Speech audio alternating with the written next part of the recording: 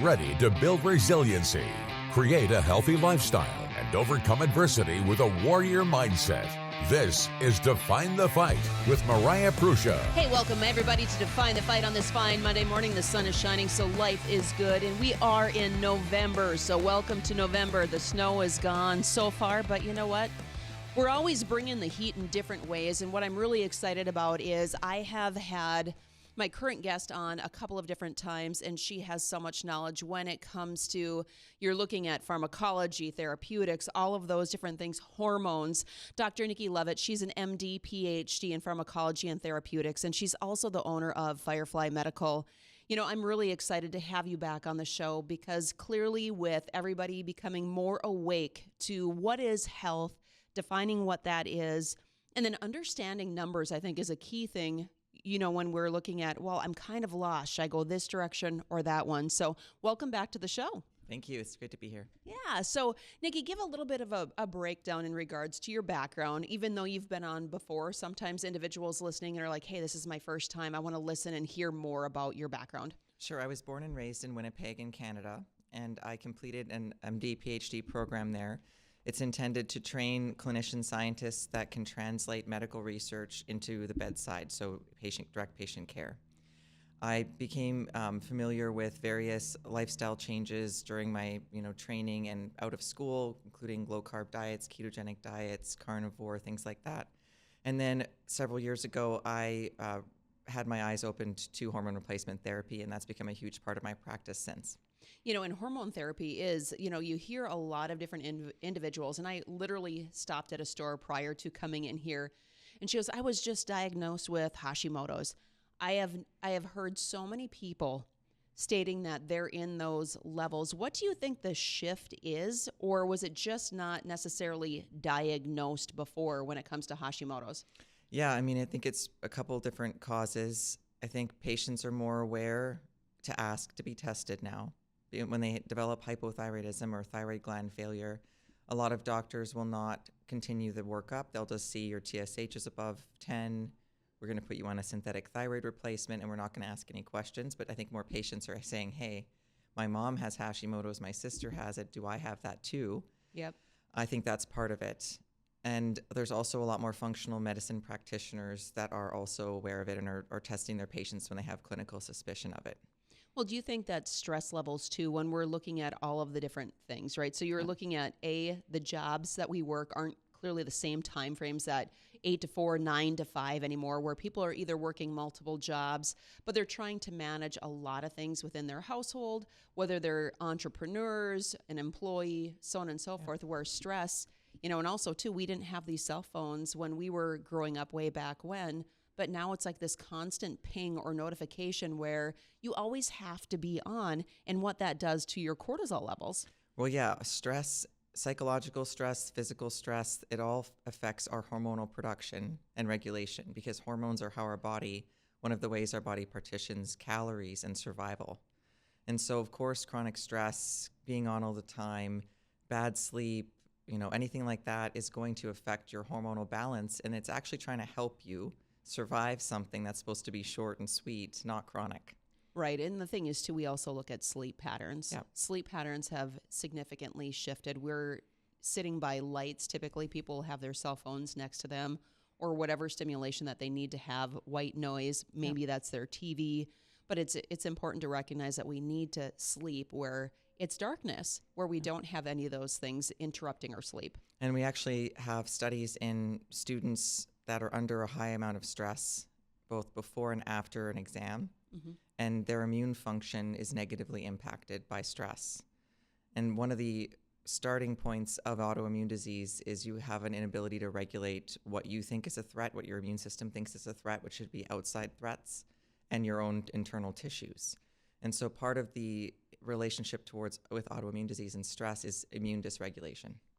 It's when you brought up college students, I teach at the university, and having conversations with them. Yes, I teach them through group exercise leadership, how to program design to teach when they get out, once they graduate. But listening to the autoimmune, listening to the different types of injuries and different things that they're looking at right now from a health perspective, I'm like, wow, we never faced those things in our early 20s, whether it's 19, 20, 21, 22. And I hear all of these things. I'm like, well, what are you guys currently doing for balance? Yeah. You know, what are the supplementations that you're incorporating into your daily nutrition?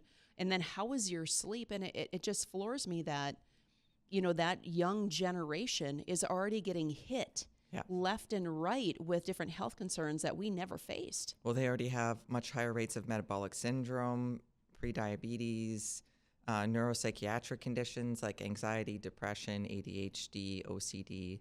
So they're starting out, you know, in their teens with usually multiple conditions before they even enter the, you know, baptism by fire of the real world. And they're entering it with an impaired physiology to begin with. Yeah, and it's like, you know, I look at my kids, there's clearly some things that we need to clean up in their health. I mean, and any teenage kids, you're going to be like, okay, yeah, we need to eliminate something here and implement this in instead. But we're really in a very stress-driven society, you know, and looking at the stress-driven society, we're looking at different numbers. And what I really want to dive in today is the different types of tests, right? So when we're looking at whether it's hormonal, when we're looking at numbers and being able to identify, because cholesterol we have spoken about before, but breaking it down in regards to layman terms for people to understand, or, hey, I'm feeling this. What should I be checked for? Because as you know, typically I know when I went in for my testing, I specifically asked for a lot more intensive, but the reality is when it comes to hormones or the thyroid, they're typically not going deeper into what those numbers look like, correct? Correct. You know, so what are some of the things, you know, before we really dive in here that you notice are typically missed or not tested for when people go in for blood work?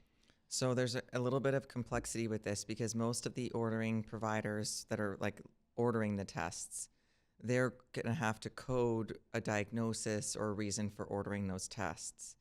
So a lot of the providers don't understand some of these markers of insulin resistance and metabolic health. So they don't know how to code it, and insurance usually will not cover it. So they end up getting burned, and that's why you have so much resistance. A patient says, hey, I want you to measure my fasting insulin level. And they're like, no, you're going to get mad at me because it's not going to be covered by insurance. So if you get past that, it could be expensive.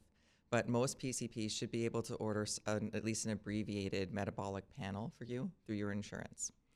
That should include a fasting lipid panel, a complete blood count, a metabolic panel looking at your liver and kidney function, fasting glucose, things like that, and then a fasting insulin level with an hemoglobin A1C. So those are all very basic tests that can be accessed through a PCP, and they would give you a very good marker of where you're sitting in terms of metabolic health. Perfect. Well, when we go into a quick break here, when we come back, I want to talk about the indicators or what people should be looking for. Let's start with hormones, and then we'll move into the next phase. So we'll be back here shortly on Define the Fight. Hey, welcome back to Define the Fight. And we look at different tests. Sometimes we're at question A, we don't feel good. We want to make sure we go in and get certain things tested. But when it comes down to hormones, I know those are a huge thing because of the fact of what they do for our body. We've spoke about female hormones, but I want to start off with when we're looking at testing for men. Yeah. You know, being able to know your numbers, and I think there's so many numbers that people can get very confused on where is balance? Where should I be on this? So when we look at men going in to have their hormone levels checked, what are some key tests that they should have, and then break down what the numbers actually mean? So the symptoms that men have before they get tested are really important to interpret their number. So if you have a young man, 25, he feels great energy, great libido, and he's going in to get his number tested to see what his baseline is when he's young and healthy, then his number can really be anything mid-upper range or even above normal range. And that's because the normal range for most laboratories is based on making 95% of men on Medicare normal.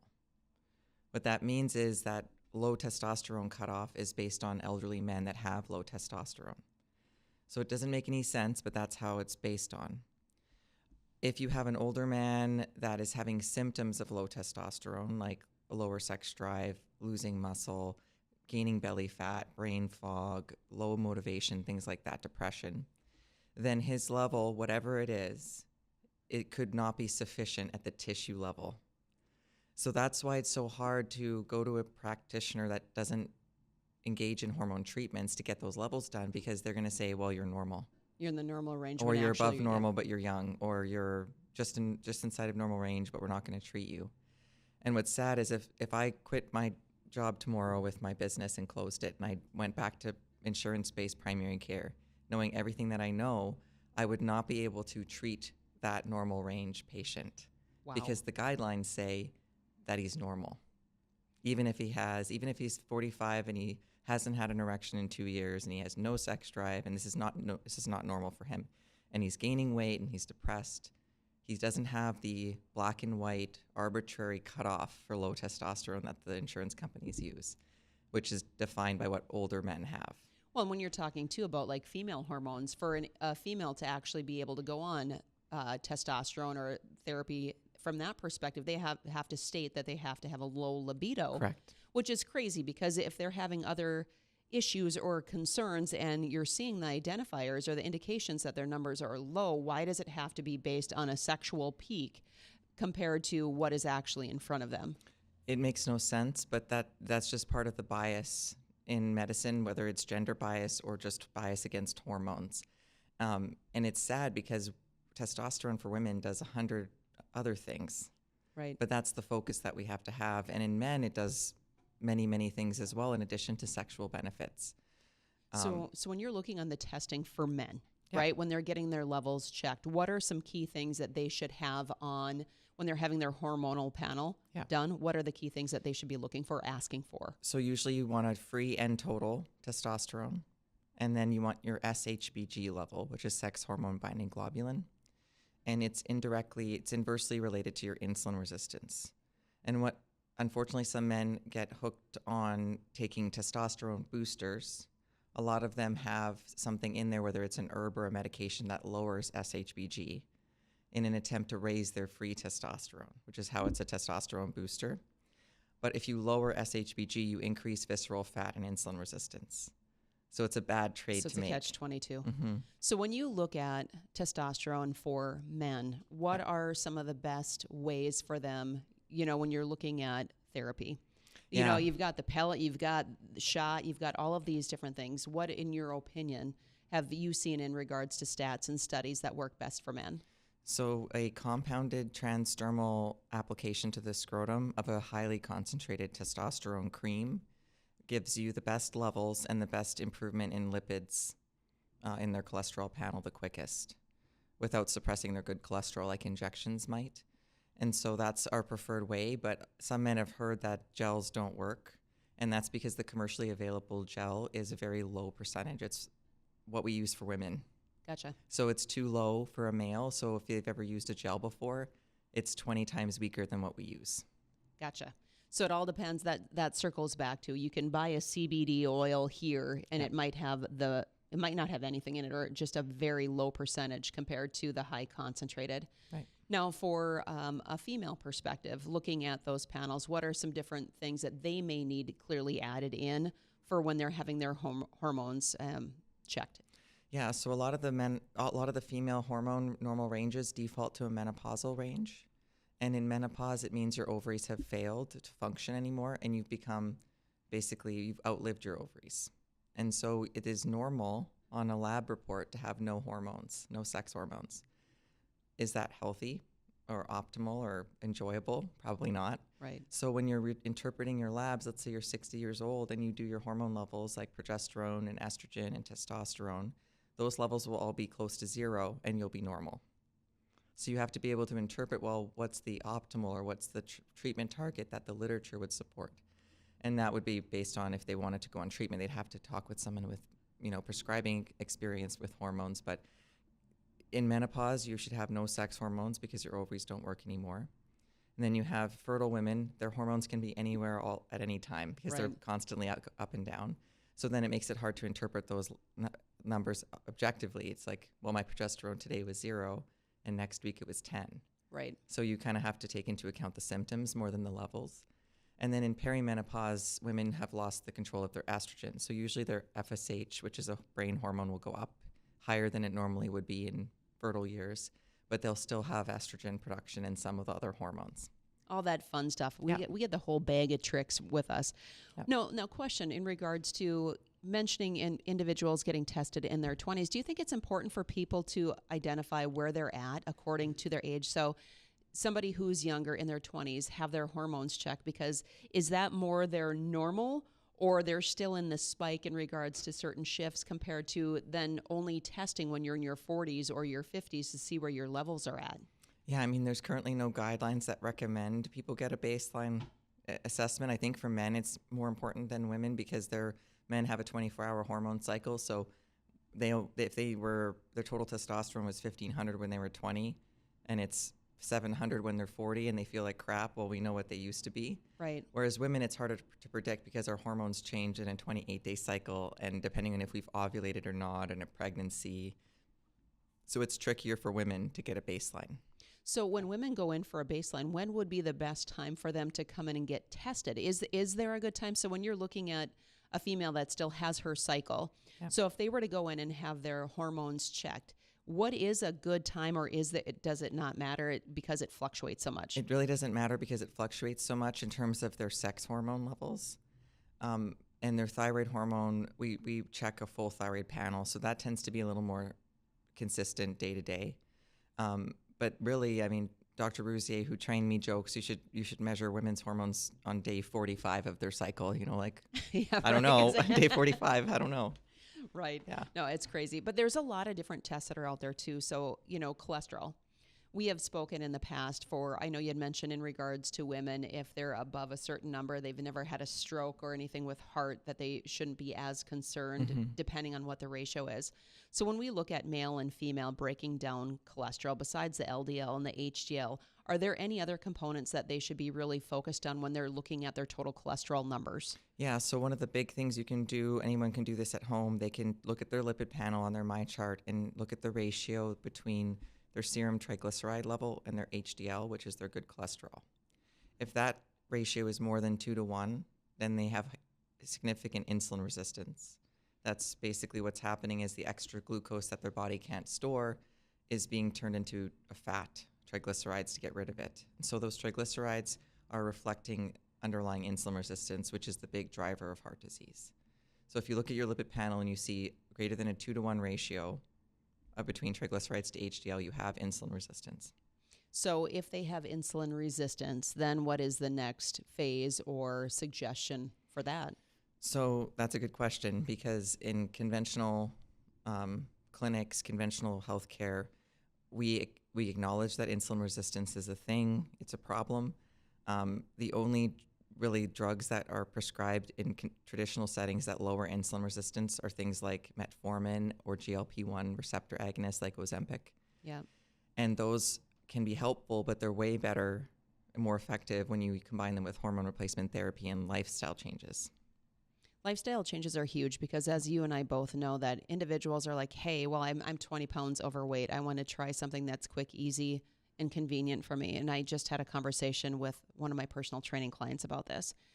And I said, I can understand for certain things if it's geared towards weight loss. If somebody is severely obese, they have a struggle moving, their joints are in significant pain, and there's so much stress on their internal organs, I can see a jump start in regards to something there. But my big concern is when it's stated as a lifelong drug, that raises like major red flags for me. So when you're looking at that, I mean, I understand some of the things, but at the same point, fen, there were no adverse effects, but then all of a sudden they're having million dollar lawsuits. Yeah. So we don't know until things start progressing further down the road to see what are some of those major adverse effects that come into play. And unfortunately, we know that 70% of people will stop using a GLP-1 in the first year, and that's what people who are using their insurance. And the reason for that is because insurance will stop covering it typically if you do not go to the maximum dose as quickly as possible. Wow. And so most people can't tolerate even the third step or the fourth step from the lowest dose, or sometimes they need even half of the lowest dose. And so you're seeing it kind of misused, and those patients those 30% that stayed on, they lose a lot of muscle and they don't have a healthy weight loss because they're not on anything but that medication. Right, and then you start slowing down your metabolism because clearly if the less muscle that you have, Yes. your basal metabolic rate is going to go down. We're going to come back and talk to Dr. Lovat here. We've got more tests and different numbers that I want to, have her break down because it's important for us to be able to be an advocate for our own health when we come back here on Define the Fight. Hey, welcome back to Define the Fight. We are here with Dr. Nickie Lovat. She is the owner of Firefly Medical. She's got numerous locations, and I tell you what, if you are looking to break down, hey, what's going on with my hormones? Why do I feel like this? And I've had a lot of perimenopausal women who are like, Mariah, I am like angry. I am angry. And I'm like, you know what? It's kind of like having road rage every single day. And I'm not going to lie. When like a year and a half ago, I was going through that whole angry phase. I wasn't angry around people, but in my head, I'm like, seriously, what are these demons that are like thinking all of these different things that I would never do? It's like if somebody was talking too much, I literally imagine pulling out their esophagus and tying it into a bow tie. And I'm like, okay, yeah, hormones just aren't functioning right here. Might need to get some stuff checked. But, we spoke about hormones. We went into a couple other testing in regards to cholesterol, but I want to dive into insulin, A1C, CBC, what that all looks like, because they're very common tests, but a lot of people don't really understand those. So do you want to dive in and explain those a little bit more? Sure. The CBC, probably everybody has had a million of them because everybody gets those ordered whenever they have a blood panel. What you're looking for is everything should be in normal range. It's measuring your white cells, which are part of your immune system, your hemoglobin and hematocrit, which reflects how much oxygen carrying capacity your blood has, platelets in regard to clotting. And so everything should be in normal range. A lot of women will see a low hemoglobin or hematocrit from chronic heavy periods, menstrual losses, which contributes to their dysfunctional thyroid and their energy levels. Men, if you see a high hemoglobin and hematocrit and you're not on hormones at all and you have crappy sleep and fatigue, you might have sleep apnea. So that's something to look at. The CMP is called the comprehensive metabolic panel. And it's going to be looking at the function of your kidneys and your liver. So if you are a giant person, like a 350-pound guy that's super muscly and has a lot of mass on him, your creatinine is going to measure indirectly your muscle mass and your size. So for those outliers, body types, they can't really rely on the report kidney function. It has to be calculated manually. But if you're a normal body size, your EGFR and your creatinine should be in normal range. And that means your kidneys are functioning normal. And then your liver enzymes should be below the 50% of normal. We probably should change the normal range for ALT and AST to be 50% of what they are at the top end. Okay. Because so many people have fatty liver, they've made the range more generous. Just like the military training. Go right, ahead. Yeah, exactly. So you want your liver enzymes nice and low. That means your liver is not undergoing any chronic damage or releasing its enzymes into your blood. And you also want to look at your fasting glucose on that CMP. And some normal ranges now go up to like 110, which is technically elevated fasting blood sugar. Right. You want to be under the 90 or so, 90 to 100 range. So that's going to give you an idea of like organ function. And then hemoglobin A1C is a surrogate marker of your previous 3 to 4 months of blood sugars. The normal range goes up to 5.7. At 5.7%, prediabetes starts. Unfortunately, though, anything above 5.1 carries risk. So if you're 5.2 to 5.6, you're in the gray area before prediabetes, where you have higher risks of diabetes and chronic diseases, even though you're not technically pre-diabetic yet. And I see a lot of patients that come in at 5.6%, and they've been like, oh yeah, I've been around that for a long time. They've had a problem for a long time, but because it shows up in the normal range, a lot of providers don't see that, and they're just like, yeah, you're normal, you're good. The other thing that can be in normal range and still be a problem is your fasting insulin level. So insulin is the hormone that helps your body store body fat. So if you have insulin resistance, your body will make more insulin to overcome that, and that higher insulin will make you gain weight and make it harder to lose weight. So depending on the lab, fasting insulin can be normal all the way into the 20s.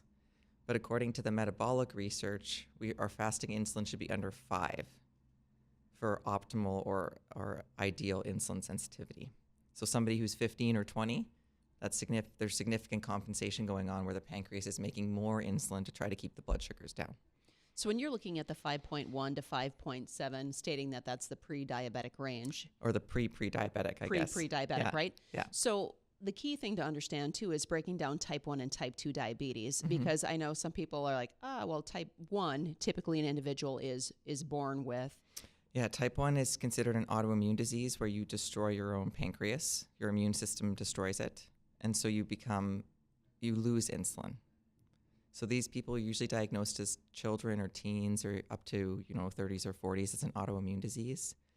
Whereas type 2 diabetes is an insulin resistance disease where you have higher and higher insulin requirements over years that contributes eventually to the pancreas failing, where you have lots of insulin around.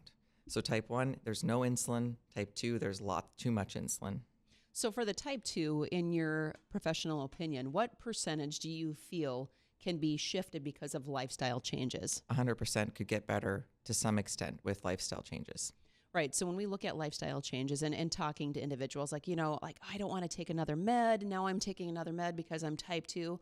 Okay. So then the question is, what are you actively doing on a consistent basis, right, to help lower those numbers? And if it's nothing, okay, so what are those key things that need to be implemented on a regular basis so that you can start working on taking those numbers down?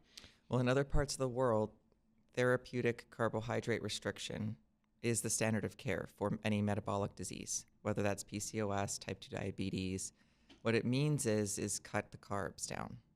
It doesn't have to be zero, but most people with metabolic syndrome have a very high carb intake.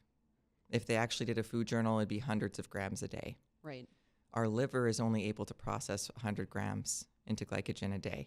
So if you go over 100 grams in 24 hours, unless you are an ultra athlete, where's the glucose going to go? It's going to be stored. Yeah. Yep, 100%.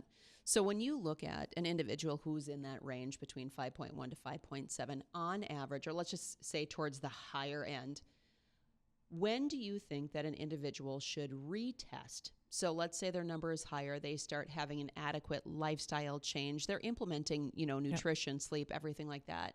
When would be a good time for them to retest to see if their numbers have shifted or lowered? Because the test is assuming a stable red blood cell lifespan, and it's about a 3 to 4 month lifespan for most people. Usually 2 lifespans or so, like 6 to 9 months would be a good interval.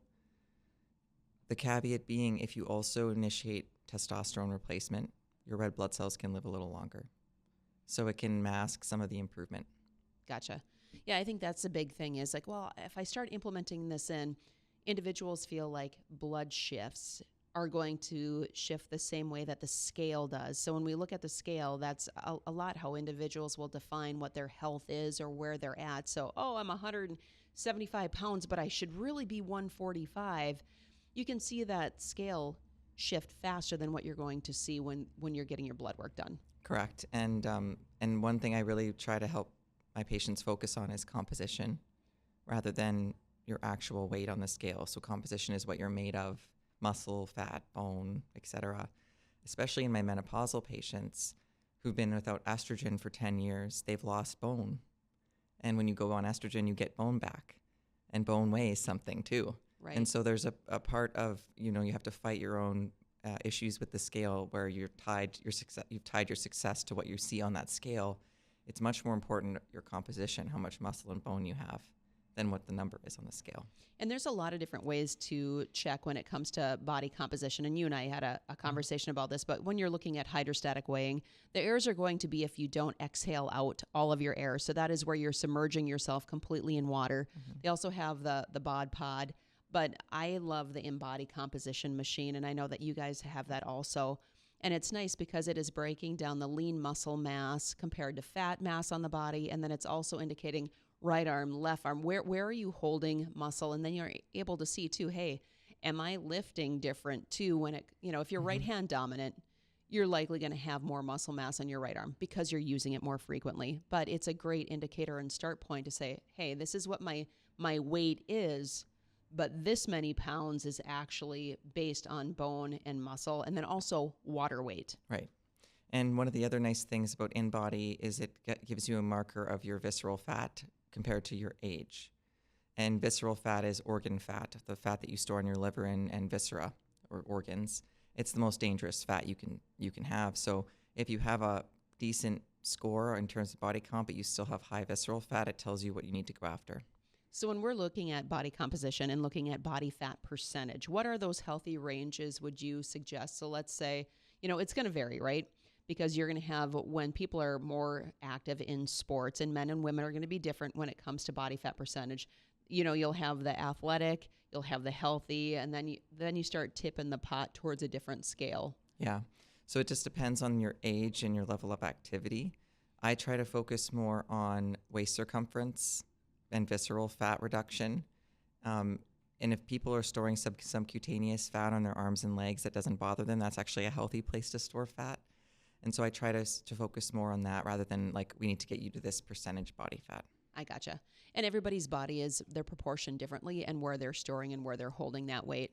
Yeah. Well, when we come back, we're going to talk a little bit more about health, but it's great to know your numbers. So if you have not gotten checked on anything with your blood panels, it might be a good way to have that set point or that initial not breaking point, but line for you to look at to say, hey, where is my internal health at? Because that is going to impact your physical health and well-being. We'll be back here shortly, though, on Define the Fight. Hey, welcome back to Define the Fight, talking health and indicators on what you should be looking at for knowing your numbers is really important because we look at, hey, yes, I'm getting stronger. You can look at your reflection in the mirror, but your external doesn't necessarily match your internal, and it's very important to make sure that we take note of that.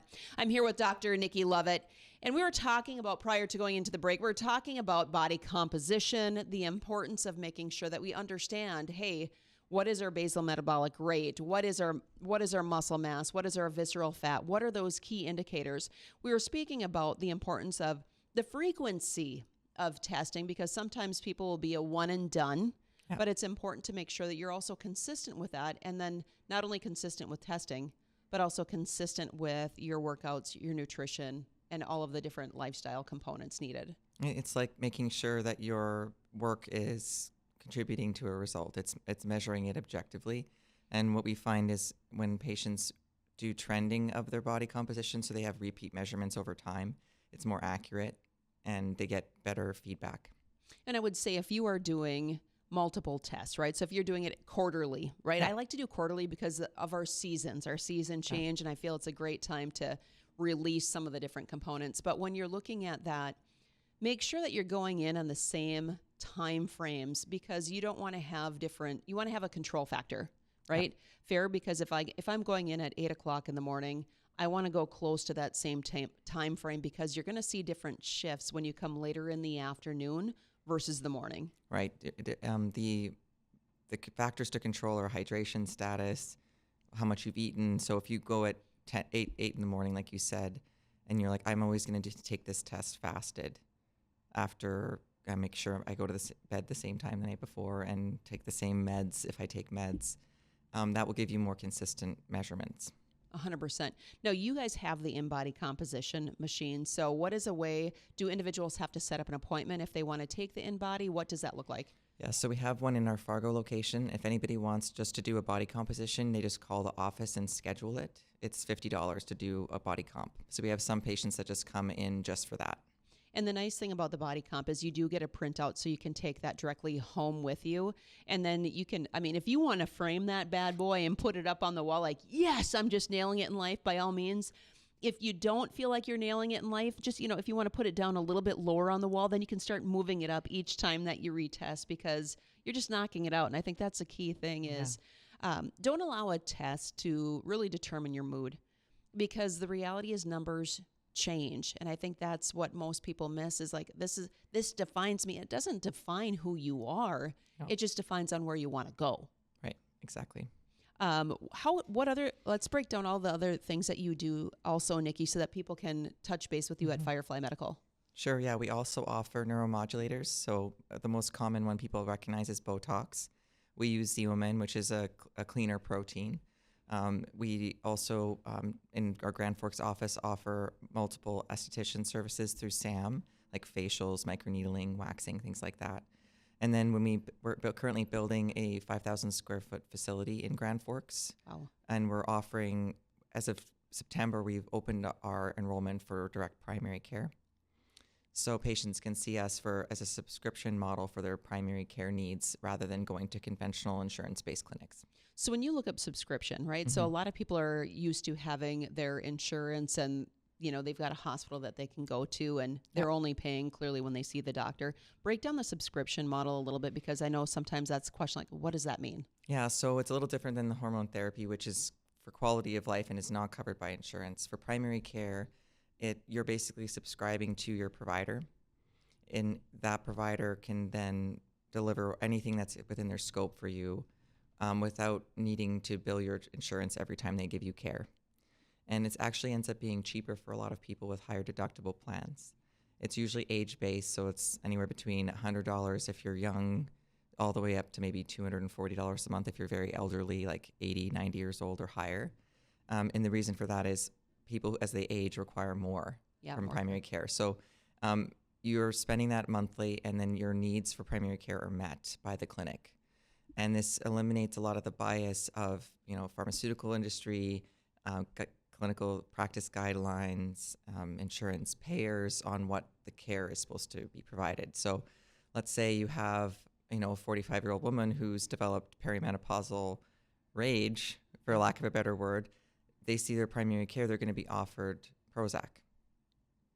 Whereas what we're hoping to do is more of a functional approach to primary care, where it's not necessarily hormones, but it's less of a med-heavy approach.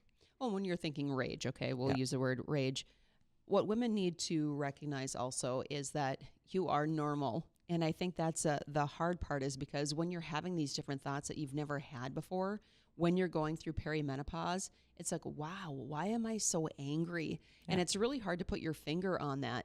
And it's like, okay, I'm going to get my hormones checked. And when I start looking at this, now it's understanding the why. Women like to know the why. Yeah. Like, what is the underlying reason why I'm feeling this way? So that's the things that you can do at Firefly Medical is go through the hormonal testing and then be able to pinpoint, okay, this is where you're low, or this is something that we need to look at here. Yeah, exactly. So, it's great to be able to have a conversation with an individual that I know that, granted, yes, you prescribe when needed, but I really like the fact that you also recognize the importance of, if you don't need a prescription, you're not going to go on a prescription. And it's not following necessarily that whole quality metrics of, if I don't put you on something, then my score as a doctor goes down. And I think that's really important for people to understand, is that when you go to somebody who is independent, their risks aren't necessarily tied as much as when you're looking at the conventional approach, or, in a big hospital setting. Right, exactly. So what are the best ways that individuals can get a hold of you? So they can go to our website, fireflymedical.net. They can call us at the office. The office will route to the appropriate location. So 701-757-1440. And then they can also follow us on social media at Firefly Medical on Instagram and Facebook. Well, awesome. I appreciate you joining me today. I love the fact that it's almost like a quarterly thing, which I think is great, because I know that you have so much insight in so many ways. So I appreciate you driving from Grand Forks, coming here today. And then also, to you guys, I've met with Dr. Lovat. She's absolutely amazing. So is Nicole as well. I mean, you've got a great team, a great staff.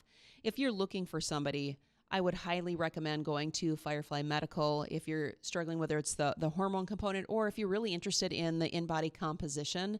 Make sure that you set that up, because, everybody's looking for New Year's resolutions, like, woo, January's around the corner. Take your in-body right now. See where you're at. Don't wait until January 1st before you step foot into a gym or start exercising. Start now. There's no reason why you have to wait. It's all about, okay, I'm ready to go, then it's go time. So again, Nickie, thank you for joining me today on Define the Fight. No problem. Thanks for having me. Awesome, you guys. We've got powerhouses like Dr. Lovat and other individuals coming up this month. We are booked all the way through until the start of 2026. We have individuals, whether it's resilience, different things to plan for potential future, but then also when it comes to health, we really want to make sure that we are providing you with all of your needs and education. So you can research a little bit less. All you need to do is make sure that you're tuning in to WDAY every Monday to Define the Fight at 11 a.m. Until next week, go out there and get it.